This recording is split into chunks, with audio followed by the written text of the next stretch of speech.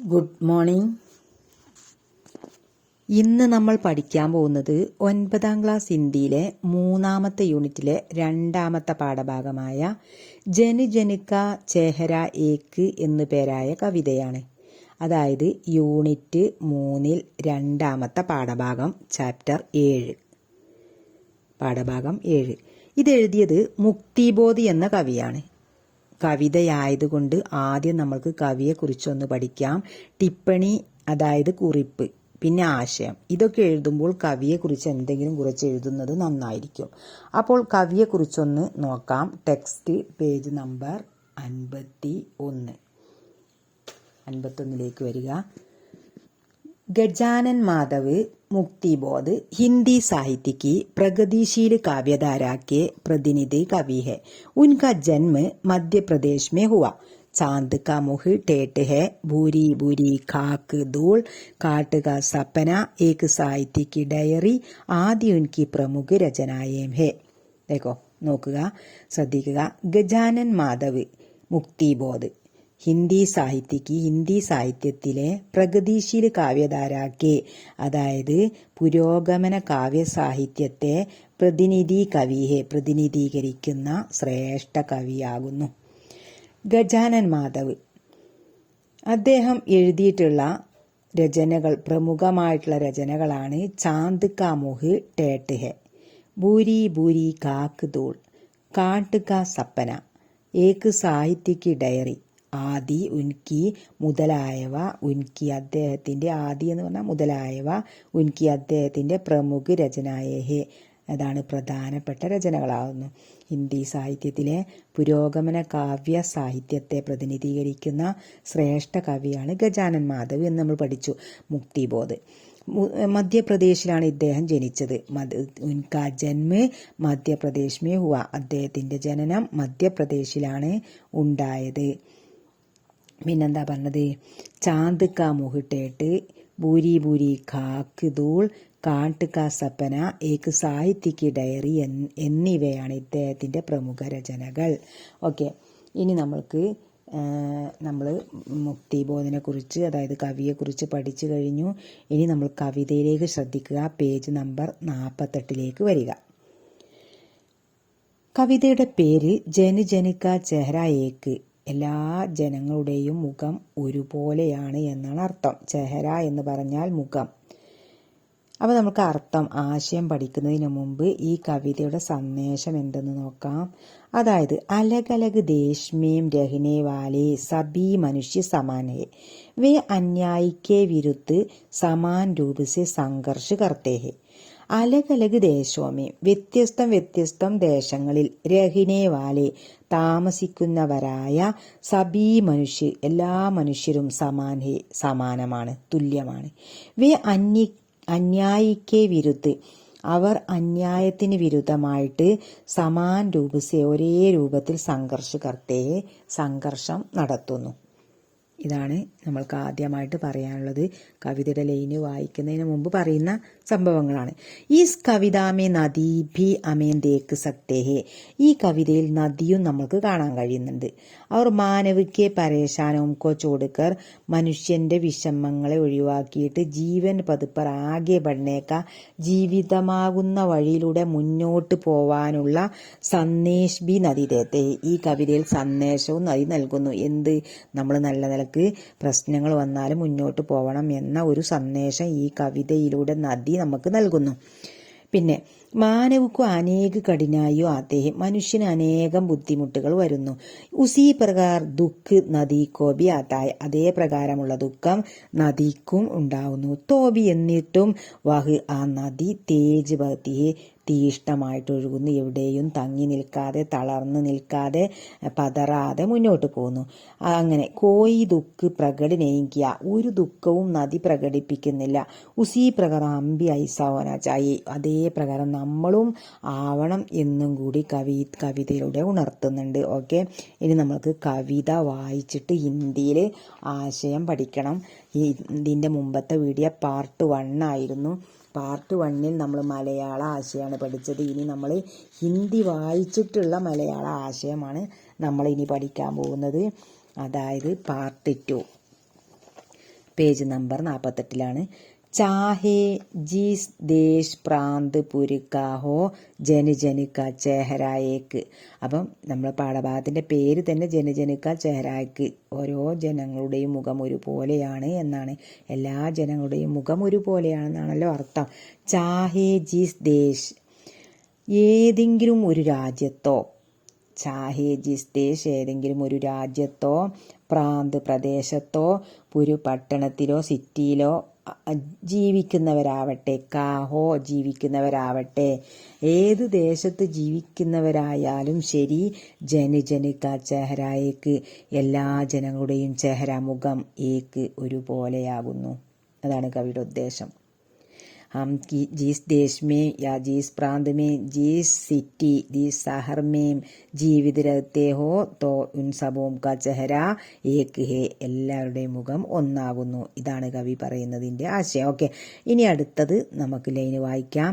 ഏഷ്യാക്കി, Europe കി, അമേരിക്കാക്കി, ഗലിയോം കി ധൂപ് ഏക്ക്. അവ Asia രാജ്യത്തെയും യൂറോപ്പിലെയും അമേരിക്കയിലെയും ഗലിയോം കി ഏതെങ്കിലും ഇങ്ങനെയുള്ള ഇതിൻ്റെയൊക്കെ തെരുവുകളിൽ ജീവിക്കുന്നവരുടെയും അവിടെയൊക്കെ ധൂപ് വെയില് ഏക്ക് ഹേ ഒരുപോലെയാണ്, അവിടെയൊക്കെ ഉദിക്കുന്ന വെയില് ഒരുപോലെയാണ്.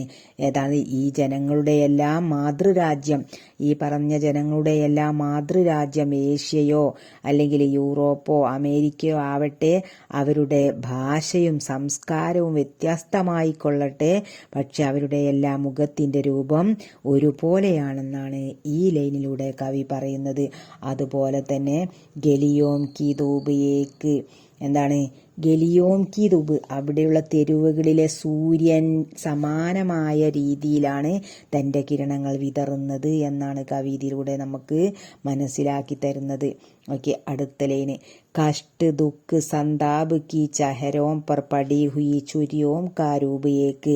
കഷ്ടത, ദുഃഖം, സന്താപ് യാതനകൾ അല്ലെങ്കിൽ പീഡ വേദന അനുഭവിക്കുന്ന ആളുകളുടെ ചെഹരോം പർ പടി ഹുയി മുഖത്തുണ്ടാവുന്ന, ചെഹരോം പർ മുഖത്തിന്റെ മേൽ പടി ഹുയി ഉണ്ടാവുന്ന, ചുരിയോം കാരൂപ് ചുളിവുകളുടെ രൂപം, ചുരിയോം എന്ന ചുളിവിന്റെ രൂപവും ഏക്ക് ഹേ ഒന്നാകുന്നു.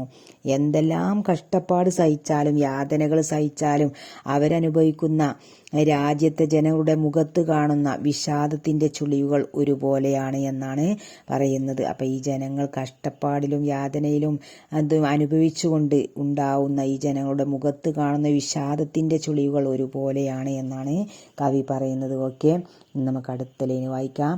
ജോഷ് മേ യോം താക്കത്ത് സെ ബന്ദി ഹുയി മുട്ടിയോം കാ ഏക് ലക്ഷ്യ. ജോഷ് ആവേശം, ആവേശത്തിൽ, ജോഷ്മി ആവേശത്തിൽ, യോം ഇപ്രകാരം, താക്കത്ത് സെ ശക്തിയോടെ, ബന്ദി ഹുയി ചുരുട്ടുന്ന, മുട്ടിയോം ക എന്താണ് ഈ മുഷ്ടി ചുരുട്ടുന്ന ഈ മുഷ്ടിയുടെയും ഏക്ക് ലക്ഷ്യം ഒരേ ലക്ഷ്യമാകുന്നു. അപ്പം എന്താണ് ആവേശത്തിൽ ശക്തിയോടെ ചുരുട്ടുന്ന മുഷ്ടിയിൽ ചുരുട്ടുന്ന അവർക്ക് അവരുടെയും ലക്ഷ്യം ഒന്നു തന്നെ, അവരുടെ ആ മുഷ്ടി ചുരുട്ടുന്നതിന്റെ ലക്ഷ്യം ഒന്നു തന്നെയാണ് എന്നാണ്. അതായത് കഷ്ടതയിലും യാതനയിലും അനുഭവിക്കുന്ന എല്ലാ ജനങ്ങളുടെയും ലക്ഷ്യം ഒന്നു തന്നെയാണ് എന്നാണ് ഈ വരികളുടെ കവി അർത്ഥമാക്കുന്നത്. ഓക്കെ, അടുത്ത ലൈന്. മൃത്യു കെ കോള് ചാരോം ഓർസേ ധരാതൾ പർ ഹേ ജനതാ കാ ദൽ ഏക്ക് ഏക്ക് പക്ഷി. പൃഥ്വി ലോകം, ലോകത്തുള്ള ഈ ഗോളാകൃതിയിലുള്ള ഈ ലോകം, ഈ ഭൂമി, ധരാതളം ഭൂതലം, ഗോളാകൃതിയിലുള്ള ഈ ഭൂതലം, ഈ ധരാതൾ, ചാരോം ഓർസെ 4 വശത്ത് ഉണ്ടാവുന്ന ജനതാക്കാതൾ ജനങ്ങളുടെ സമൂഹം ഏക്ക് ഒന്ന് തന്നെയാണ്. ഏക്ക് പക്ഷി, ഒരേ ഭാഗക്കാരാണ് ഇവർ, എല്ലാവരും ഒരേ പക്ഷക്കാരാണ് എന്നാണ് പറയുന്നത്. ഈ ലോകത്ത് അല്ലെങ്കിൽ ഈ ഗോളാകൃതിയിലുള്ള ഈ ഒരു ഭൂമി, ധരാതൾ എന്ന ഭൂതലം, ഈ ഭൂതലത്തിലുള്ള ചാരോമോറം 4 വശത്തും വൃത്തി ലോകത്തുള്ള എല്ലാ ഗോളാകൃതിയുള്ള ഈ ലോകത്തിന്റെ 4 ഭാഗത്തും ജീവിക്കുന്ന ജനങ്ങളുടെ ജനതാക്കദൾ ജനങ്ങളുടെ സമൂഹം ഏക്ക് ഹേ ഒന്നാണ്.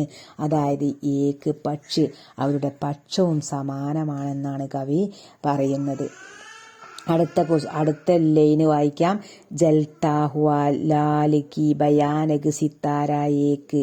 അതായത് ജൽത്താ ഹുവ ജ്വലിക്കുന്ന, ആകാശത്ത് കത്തിജ്വലിക്കുന്ന, ജൽത്താ ഹുവ ആകാശത്ത് കത്തിജ്വലിക്കുന്ന, ലാൽ ചുമന്ന നിറത്തിലുള്ള, ഭയാനക് ഭയങ്കരമായ, സിത്താര നക്ഷത്രങ്ങൾ, ഏക്ക് ഒന്നാകുന്നു, ഉത്തേജിക്കപ്പെട്ട ഉസ്കെ അതിന്റെ വികരാൾ ഭയങ്കരമായ ആ ഇഷാരയേക്ക് സൂചന നൽകുന്നു, ആ സൂചനയും എല്ലാം ഏക്ക് ഒന്നാകുന്നു. അതായത് ആകാശത്ത് കത്തിജ്വലിച്ചു നിൽക്കുന്ന ചുവന്ന നിറത്തിലുള്ള സൂര്യൻ ചൂഷണങ്ങൾക്കും അടിച്ചമർത്തലിനും എതിരായി ജ്വലിച്ചുകൊണ്ട് നിലകൊള്ളുന്നു എന്നാണ് കവി പറയുന്നത്. അതായത് പ്രശ്നങ്ങൾ എന്ത് വന്നാലും അവരൊക്കെ അത് തരണം ചെയ്ത് മുന്നോട്ട് പോകുന്നു എന്നാണ് കവി ഇതിലൂടെ മനസ്സിലാക്കുന്നത്.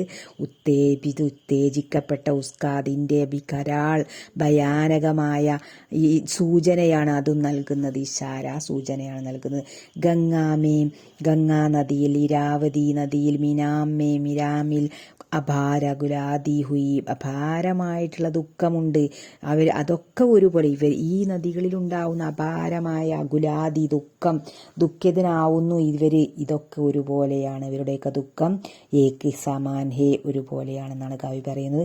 അതുപോലെ നൈൽ നദി, ആമസോൺ, മിസൗരി, ഈ പറഞ്ഞ നദികളുടെയൊക്കെ വേദനാസെ ആ വേദനയാൽ ഗാത്തി പാടിക്കൊണ്ട് ബഹാത്തി ഒഴുക്കുന്നു ജിന്ദഗിക്ക് ധാരാ ഏക്ക് ഈ ജീവിതത്തിന്റെ പ്രവാഹവും ഒരുപോലെ തന്നെയാണ്. ഇവർ ഒഴുകുന്ന സമയത്ത് ഇവർക്ക് പല വേദനകളും പല പ്രശ്നങ്ങളും പാട്ട് പാടിക്കൊണ്ട് അവർ ഒഴുക്കുന്നു